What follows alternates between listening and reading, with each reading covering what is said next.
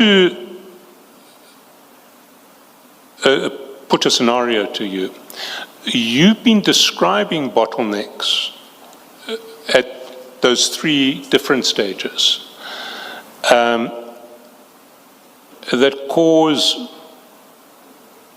delays certainly in excess of a year between when the initial ballistics examination, ballistics analysis takes place and when the system generates a hit that can be communicated to the investigating officers.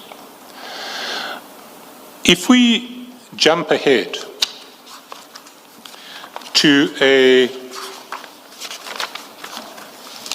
an infographic that we'll get to later. It's on page 14 of your annexure file, and I must emphasize here, before we describe this infographic, you'll see the one on the screen has all sorts of redactions on it. That's because it concerns a number of cases which haven't yet been brought to court and are still, and the investigating officers are still gathering evidence, and they've asked us not to identify the specifics of the cases so that the suspects, other than the shooters, don't know that the ballistics confirmations have taken place. So I don't want you to mention any of the names of the cases, but let's just look at these cases. And the ones that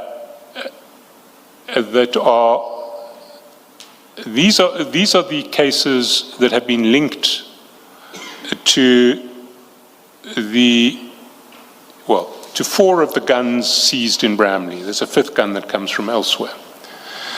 But what we see is more than 20 different cases. I think you even address it in your report. We see that 24 different cases were linked to the guns seized at Bramley at the time that this infographic was prepared. We saw, I think, on Annexure M1 that by October it was now 29 cases. What that means is that 24 at the time of this infographic, 29 by last week, 29 different investigations had been proceeding in parallel with one another. Without the investigating officers in each one of those 29 knowing that the weapons used in their case were the same as the weapons used in 29 or 28 other different cases. And so you have detectives in one part of the country operating in isolation there, detectives in another part of the country running their investigations. If they speak to each other, suddenly, and they start pooling all of their information, suddenly all of their investigations proceed at a much, much quicker rate. Some of them may even be tied up immediately.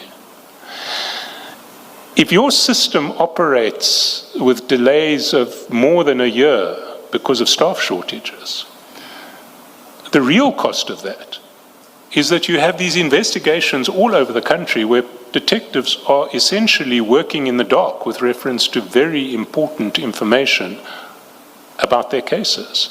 And a whole lot of wasted investigative time is being spent, which would be saved if the information in your system could be made available in a real-time basis. Am I missing anything in that proposition? Commissioner, that is the real essence. That is our concern. And that is what we want to see being resolved. Because we have the capability to assist investigating officers out there to resolve their cases speedily so that they don't operate in silos. And the only solution to that is this system.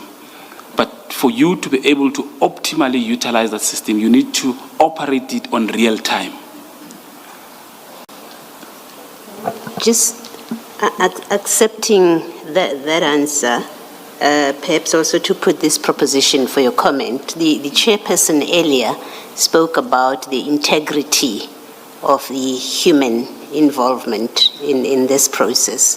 Now, in this case, we've had evidence that I think it's Brigadier Mishak that he had not linked the casings, and the reason that the investigators decided to have another lab, your sister lab, look at this is because he had mentioned in a conversation that he's found other linkages. So that's, and yet it wasn't in his report. That suggests that the human element is also important to achieve what Mr. Chaskalson is putting to you, that the linkages would have been established and the investigators would not have been working in silos, not aware that their cases are linked. I think the simple proposition I'm making is there is also an element of the integrity of your experts as well. Thanks, Commissioner. If I can address that specifics in terms of timelines.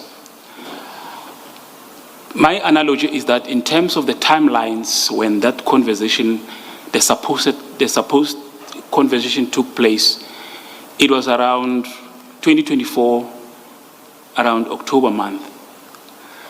And the objective evidence that we have regarding IBIS is that the specific specimens was only acquired on the IBIS system on the 6th of September. So it was acquired after the conversation have taken place. And it has, again, to go through the process where it was viewed, which was in 2025. So if that conversation took place, whatever the member says to the investigating officer by then is neither here nor there, because he wouldn't have known at that point that there are these more than 24 linkages that IBIS has produced. The work had not yet started at IBIS when that conversation took place, Commissioners. I submit. Brigadier, we will go through that in detail because I think the timeline is important, and